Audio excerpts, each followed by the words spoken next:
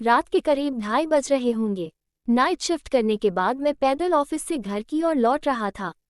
वाहन न होने के कारण बीते 1-1.5 साल से महानगर की सूनी बियावान और लंबी सड़कें हमसाया बनकर मेरे साथ चलती हैं।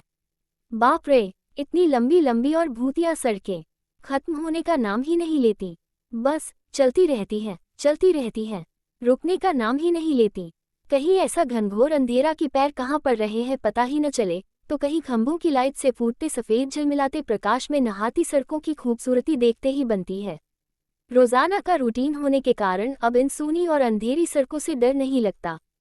इन्हीं सूने और बियावान रास्तों पर दिन भर इतना हैवी ट्रैफिक और चहल पहल रहती है कि एक कदम पैदल चलना भी दूभर हो जाए।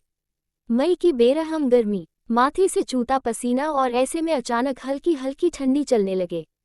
माथे के पसीने से टकराती ठंडी हवा कितनी शीतलता प्रदान करती है। ऐसे में कौन बेवकूफ़ होगा जिसका मन गुनगुनाने को नहीं करेगा। गुनगुनाते हुआ मैं आगे बढ़ ही रहा था कि अचानक आंखें एक जगह पर जाकर ठिठक गईं। सड़क किनारे एक सभ्य सी अधेड़ महिला खड़ी दिखाई दी। करीब 100-125 फीट की दूरी रही होगी। कंधे पर छोटा सा बैग लटका था, वहीं पैरों के पास भी एक ब्रीफकेस जमीन पर रखा दिखाई दिया।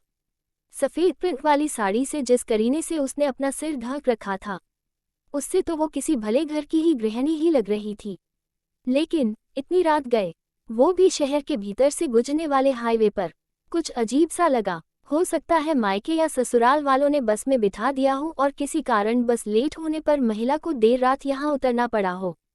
शायद उसका घर यही कहीं आसपास ही होगा, या फिर शायद सवारी ऑटो या रिक्शे का इंतजार कर रही हो। लेकिन इतनी रात गए रिक्शा कहाँ मिलेगा। शायद घर का कोई परिजन गाड़ी लेकर आ रहा होगा। शायद शायद शायद सोचते हुए मैं उसके बहुत करीब आ गया। नजरों से नजरें टकराई, मगर वो जरा भी नहीं झेपी। मेरी आंखों में बराबर देखती रही। भय का नामो निशान तक नहीं, वरना इतनी अंधेरी और सूनी रात में एक अकेली महिला, कम से कम मुझ जैसे मवाली सरीखे इंसान को देखकर तो डर ही जाए। लेकिन वो तो लगातार घूरती रही, चेहरे पर न कोई हाव न कोई भाव। हाँ, होठों पर मुस्कान बराबर जमी रहे।